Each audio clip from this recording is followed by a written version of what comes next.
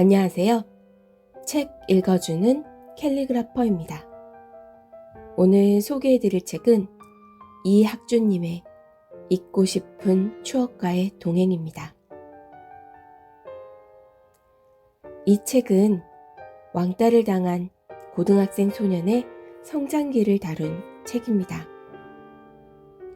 뉴스에서 혹은 주변에서 학교 폭력에 관한 이야기는 많이 들었지만 이 소설을 읽으면서 요즘 아이들의 고등학교 모습과 그 사이에서 정해지는 서열 혹은 위치, 또 선생님 아이들이 서로를 바라보는 시선, 부모와 자녀 사이의 관계 등등 누구나 경험했던 학교 생활, 지금도 유지되고 있는 부모 자식과의 관계에 대해 다시 생각하게 됐습니다.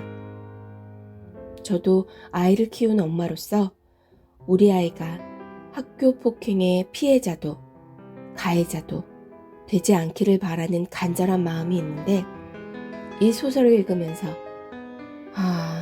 아이들의 세계엔 이런 부분이 있구나. 그리고 장난이라는 이 단어가 이렇게 무서운 단어였나? 하는 생각이 들었습니다.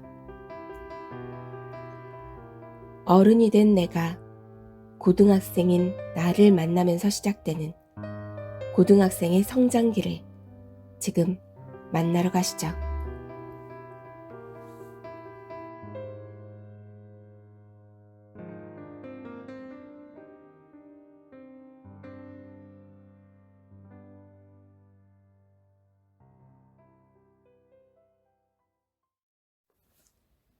잊고 싶은 기억과의 동행 이학준. 서문. 낯선 길 위에서 2011년 한 해가 저물어갈 무렵 저는 낯선 길 위에 서 있었습니다. 변변한 안내판 하나 찾아보기 어려웠고 풍경마저 무척 낯설었기에 두려움 반 설레임 반으로 다소 혼란스러웠습니다. 하지만 막다른 길도 아니고 끊어진 길도 아니었기에 비록 좁은 길이었지만 잘못된 길이라고 생각하지 않았습니다. 그 다음에 저는 홀가분한 마음으로 인문계 고등학교를 자퇴하고 방송통신고등학교에 편입을 했습니다. 누군가의 눈에는 섣부른 선택으로 또 누군가의 눈에는 위험한 선택으로 보였을지 모르지만 제 가족은 끝까지 저를 지지하고 존중해 주었습니다. 저는 그 믿음에 보답하기 위해 또 제 선택을 기념하기 위해 제 가슴 깊은 곳에 엉켜있는 생각들을 풀어 소설을 쓰기 시작했습니다. 저는 평범한 고등학생입니다. 또래 아이들과 달리 좀 더 자유롭게, 좀 더 능동적으로 하고 싶은 공부를 하다 보니 소설도 쓰게 되었을 뿐 결코 특별한 것은 없습니다. 따라서 이 소설을 통해 무엇을 얻으려고 한다거나 무엇을 바꾸려고 하는 것은 아닙니다. 단지 제 생각을 누군가와 공유하고 싶었을 뿐입니다. 솔직히 말해 저는 아이들에게 잠시 따돌림을 당한 적이 있습니다. 뉴스에 소개될 만큼 심각한 수준은 아니었지만 다소 내성적이고 예민했던 저로서는 마음의 상처를 입지 않을 수 없었습니다. 다행히 지금은 그때의 일을 담담하게 말할 수 있게 되었고 그때의 일에 대해 어떠한 형태로든 저에게도 책임이 있다고 믿으며 살고 있습니다. 하지만 언론을 통해 피해자의 고통을 이해하려고 노력조차 하지 않는 가해자들의 모습을 볼 때마다 가슴 한편이 아련해집니다. 이 소설은 학교의 이야기자 아이들의 이야기입니다. 그곳에서 어떤 일이 일어나고 있는지, 그들이 어떻게 생활하고 있는지, 왕따를 당한 적이 있는 주인공의 눈과 입을 빌려 우리 사회의 한 단면을 엿본 것입니다. 그 과정에서 왕따와 자살이라는 문제를 다루고 있지만 그것이 아이들의 이야기에서 중심축이 되는 것은 아닙니다. 아울러 이 소설이 실제 경험담이라거나 목격담이 아니라는 점을 분명히 밝힙니다. 저 자신의 경험과 생각에 근거하여 이야기를 구상하였지만 가상의 인물과 가상의 장소, 가상의 사건을 다루고 있습니다. 불과 10쪽에 불과했던 습작 노트가 한 권의 책으로 탄생하기까지 여러모로 도움을 준 모든 분들과 늘 저를 응원하고 사랑하는 가족에게 감사의 말을 전합니다. 끝으로 이 한 권의 책이 마음의 상처를 입은 아이들이 생기지 않게 하는 일에 작게나마 도움이 되기를 바랍니다. 1. 판도라의 상자. 사무실 창문 너머에는 먹구름이 잔뜩 껴 있었다. 휴가 간다고? 나는 소파에 앉아 있는 아빠를 향해 말했다. 지금 내려가서 한 2, 3일 있다 올 거야. 그럼 15일쯤 오는 건가? 어디로 가는데? 기왕이면 좀 기다렸다 같이 가지. 다다음 주쯤 나도 쉴까 하는데. 나는 12월 달력을 보며 말했다. 안 돼. 꼭 그날이어야 돼. 너한테는 아직. 아빠는 중얼거리듯 말했다. 아빠의 얼굴에는 지금까지 한 번도 보지 못했던 미묘한 표정이 걸려 있었다. 뭐? 아니야, 아무것도. 그냥 14일에 약속이 있어서 그래. 나를 바라보는 아빠의 얼굴에서 방금 전 표정은 찾아볼 수 없었다. 그런데 웬 검은 넥타이? 어디 조문이라도 가? 나는 장난스럽게 물었다. 하지만 아빠의 표정은 굳어갔다. 조문은 무슨. 매다 보니까 그렇게 된 거지. 내 넥타이도 검잖아. 아빠는 생기 없는 목소리로 대답했다. 난 낮에 조문을 갔다 와서 그런 거고. 아, 그러냐? 아빠의 모습은 어딘지 모르게 어색했다. 따르릉. 내선 전화벨이 울렸다. 받아. 아빠가 일어나며 말했다. 그럼 내가 수화기를 드는 사이에 아빠는 문을 빠져나가고 있었다. 나 먼저 들어간다. 너도 적당히 하고 들어가라. 회사 일은 내가 나보다 잘하니까 신경 안 쓴다. 네. 나는 큰 소리로 대답했다. 수화기 너머의 직원을 위해, 문을 열고 나가는 아빠를 위해. 부사장님, 최정태라는 분이 연락하셨습니다. 최정태? 누군지 모르겠는데. 저 부사장님 고등학교 동창이라고 지금 내선에 대기 중이세요. 동창? 무턱대고 회사에 전화해서 동창이라고 하면 다 나한테 연결을 해주나요? 저 그게 윤현식 팀장님이 부사장님 동창이 맞을 거라고 하셔서. 윤 팀장이? 그동안 온 힘을 다해 억눌러온 기억 속에서 이름 하나가 떠올랐다.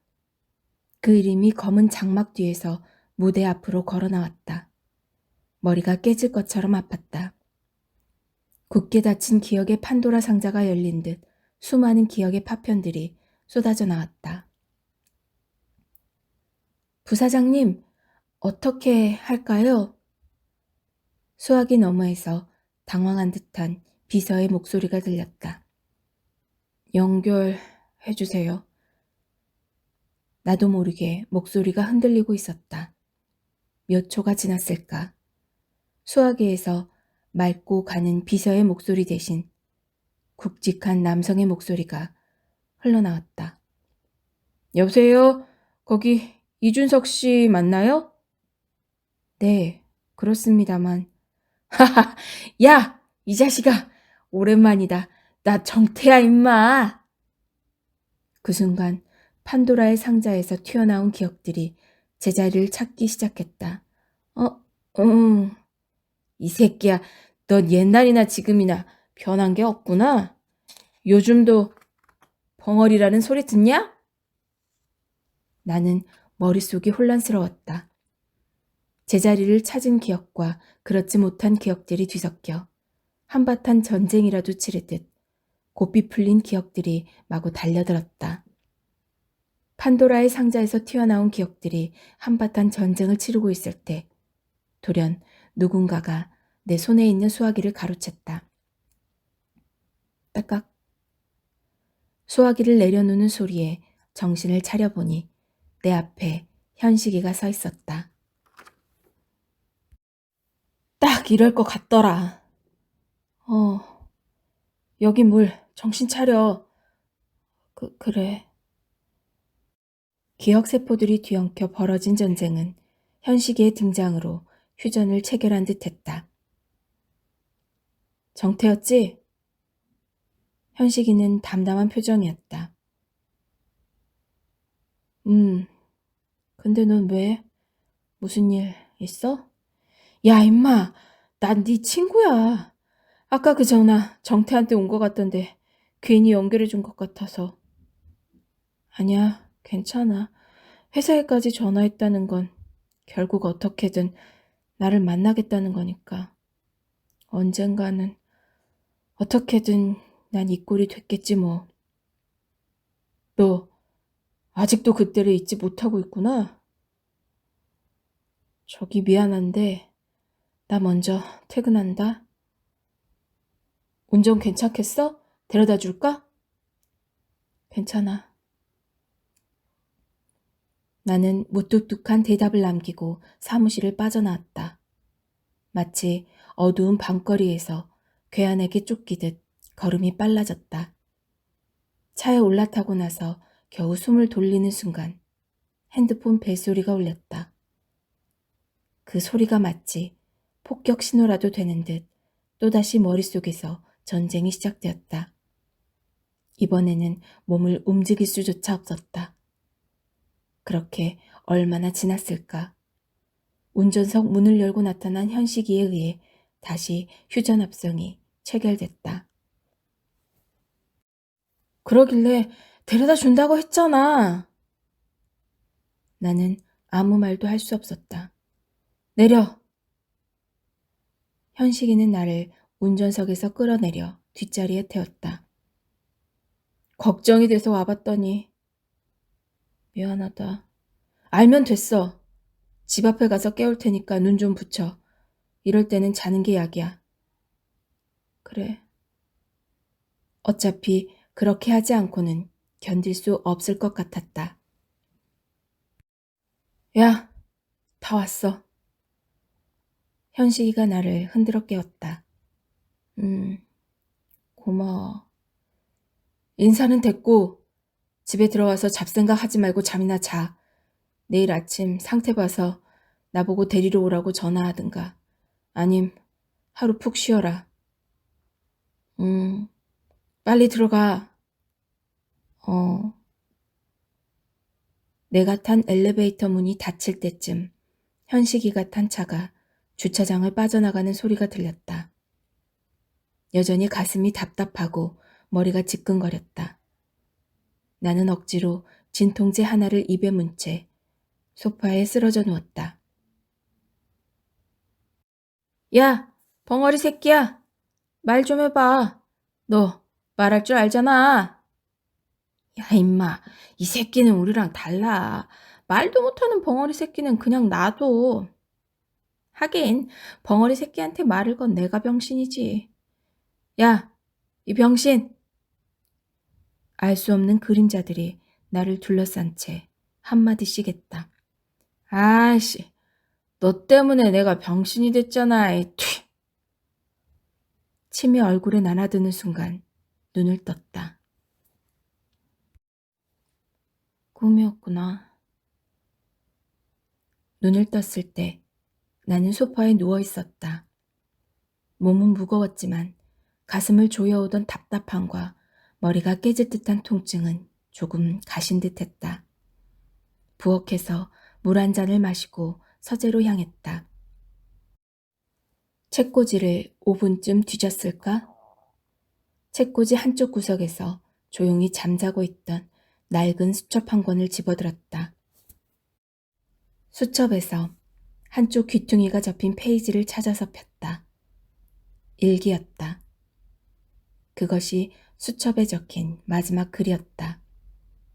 12년 전, 고등학교 1학년 마지막 날에 기록한 것이다. 일기는 이제 다시 한번 살아보자로 끝이 났다. 나는 일기를 썼던 당시를 떠올렸다. 내 삶에서 가장 비참한 날이자 내가 무대 뒤로 밀어놓은 마지막 그날이었다. 나는 그 일기의 아래쪽을 접어두었다. 거기까지가 내가 잊어버리고 싶은 기억의 마지막 날이라는 것을 표시라도 하듯. 나는 펜을 집어들고 12년 전에 멈춘 그 일기의 다음 장을 조심스럽게 채워나갔다. 어제 나는 정태의 전화를 받았다. 수화기 너머로 들려오는 그 목소리는 기억의 저편에 숨겨놓은 판도라의 상자를 열었다. 나는 두렵고 고통스러웠다. 수화기 너머에서 들려오는 목소리 때문만이 아니었다. 그동안 잊고 지낸, 아니 잊고 싶었던 기억들 때문이었다. 내가 두려움에 고통스러워하고 있을 때 현식이가 나타나 손을 내밀었다. 12년 전에 그때처럼. 그리고 나는 도망치듯. 더 이상 쓸 수 없었다. 뒤를 이을 말이 생각나지 않았다. 아니, 더 이상 쓸 말이 없었는지도 모른다. 나는 수첩을 소파에 던져놓은 채 옷을 갈아입기 시작했다. 더 이상 도망치고 싶지 않았다. 12년 동안 가두어둔 내 기억으로 인해 고통스러워하지 않을 것이다. 서둘러 집 앞에서 택시를 잡아타고 사무실에 도착하자마자 비서를 찾았다. 어제 나한테 걸려온 전화 번호 좀 알 수 있을까요? 우선 정태부터 만나야 했다. 어제 부사장님한테 걸려온 전화 말씀이시죠? 부사장님 동창이라는 분. 네, 그 사람. 그럼요. 전화의 기록이 남아있을 거예요. 잠시만요. 그녀는 수신전화 목록을 뒤졌다. 여기 있네요. 적어드릴까요? 네. 근데 무슨 일 있으세요? 어제 그분 전화 받고 바로 퇴근하셨잖아요. 윤 팀장님도 부사장님 따라 들어가셨고요. 그녀는 자신의 손바닥보다 작은 메모지에 마치 수업 내용을 받아 적는 수험생같이 한 글자 한 글자 꼼꼼히 써내려갔다. 여기요. 그녀는 열심히 필기한 공책을 친구에게 빌려주듯 정태의 번호를 적은 종이를 내밀었다. 나는 그 종이를 받아들고 방으로 돌아왔다. 2. 재회. 혹시 최정태 씨 맞나요? 네, 맞는데 누구셔? 나 이종석. 이 새끼. 나 어제 네가 전화 끊길래 쳐들어가서 죽여버릴까 생각했는데 이렇게 딱 맞춰서 전화를 하네. 정태의 입은 옛날부터 험했다. 어제는 미안했다. 일이 좀 생겨서. 난 또 네가 옛날같이 벙어리가 됐나 싶었지. 소름 끼치는 웃음소리가 나를 흔들어 놓았다. 하지만 나는 물러서고 싶지 않았다. 무슨 일로 전화했는데? 용건이나 말해. 새끼 싸가지 없기는. 너 요즘 먹고 살만한다더니 어제 전화하니까 비서도 있던데. 그럼 우리한테 연락이라도 한 번 해야 되는 거 아니냐? 마치 나한테 받을 빚이라도 있다는 말투였다. 내가 왜 너한테 연락을 해야 되는데?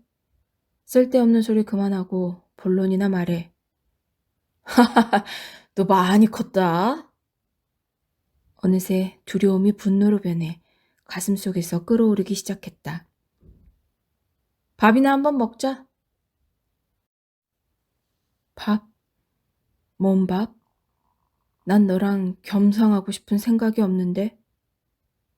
나는 머릿속의 말을 그대로 뱉었다.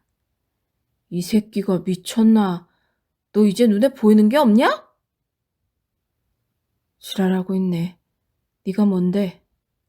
이야, 우리 벙어리 많이 컸네. 나한테 맨날 처맞고 다니던 게 엊그제 같은데. 그 말을 듣는 순간 더욱 정태를 만나고 싶었다.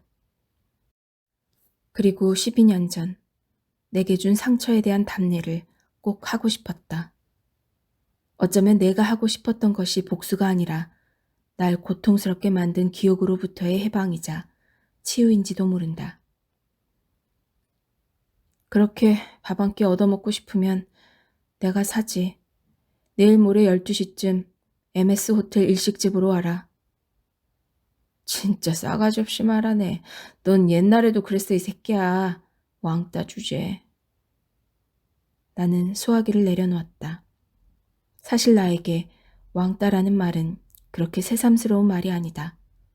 다만 소화기를 들 때와 달리 그 말을 웃으면서 받아넘길 만큼 강해져 있지는 못했던 모양이다. 나는 그대로 의자에 주저앉았다. 그랬다. 나는 왕따였다. 학창시절 내가 판도라의 상자에 감추어둔 것은 바로 왕따의 기억이었다. 나는 더 이상 그 기억들 속에서 고통스러워하고 싶지 않았다. 내 상처를 치유받고 싶었다. 그렇게 왕따라는 말을 곱씹고 있을 때 현식이가 들어왔다. 야, 괜찮아? 내가 반쯤 넋이 나간 사람처럼 앉아있으니까 걱정됐던 모양이다. 너는 노크도 없이 들어오냐? 나는 퉁명스럽게 말했다. 노크할 정신이 어디 있냐? 김 비서가 나한테 전화해서 내가 넋이 나간 듯이 정태 전화번호를 받아갔다는데 너 같으면 노크하고 들어오겠냐? 그건 그렇고 넌 기억은 하는데 기억하기 두려운 그런 거 있냐? 현식이라면 내 말뜻을 알아차리지 않을까 싶었다. 두려워서 꺼내보지 못하는 기억은 더 이상 기억이 아니야. 상처지. 치료받아야 하는. 그렇지. 치료해야 되겠지. 역시 12년 전이나 지금이나 내 질문에 대답해주는 사람은 너밖에 없구나. 고맙다. 나 간다. 현식이는 급하게 방을 빠져나갔다. 정말 12년 전이랑 달라진 게 하나도 없었다. 쑥스러움이 많은 모습마저도.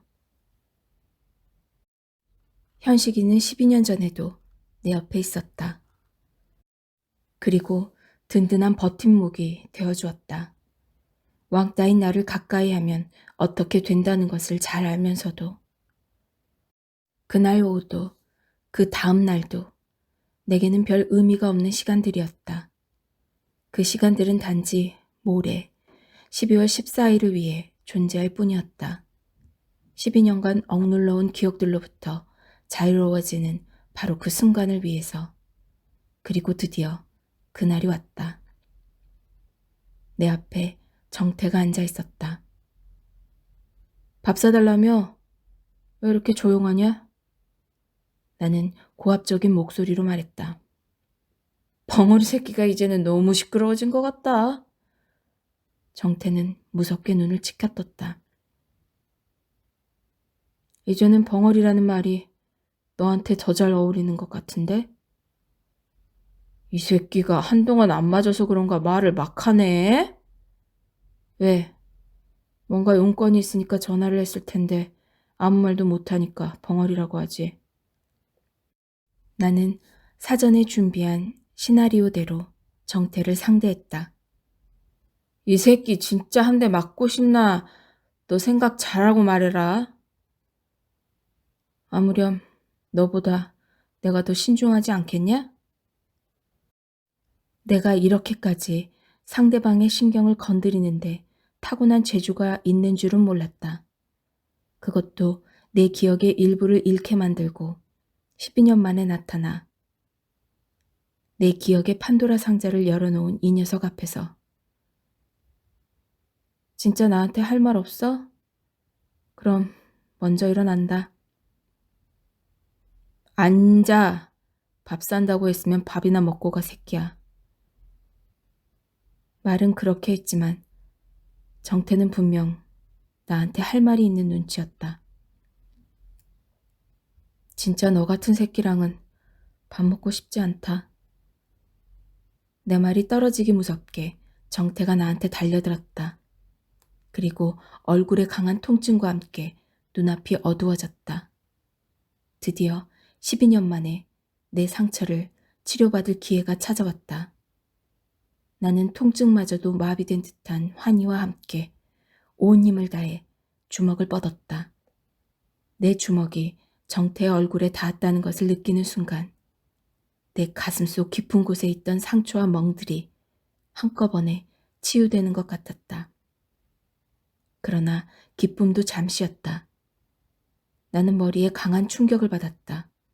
정태의 주먹이 날아든 것이다. 점점 머리가 몽롱해지면서 무언가에 빨려 들어가는 듯한 느낌이 들었다. 누군가의 목소리가 귓가에 맴돌았다. 구급차 불러요, 구급차! 빨리! 윤현식. 사람들이 웅성거리는 소리와 앰뷸런스의 사이렌 소리를 들으며 내 의식은 점점 흐릿해졌다. 마치 영화의 필름을 거꾸로 돌리듯 시간을 거슬러 올라가 소멸되는 기분이었다.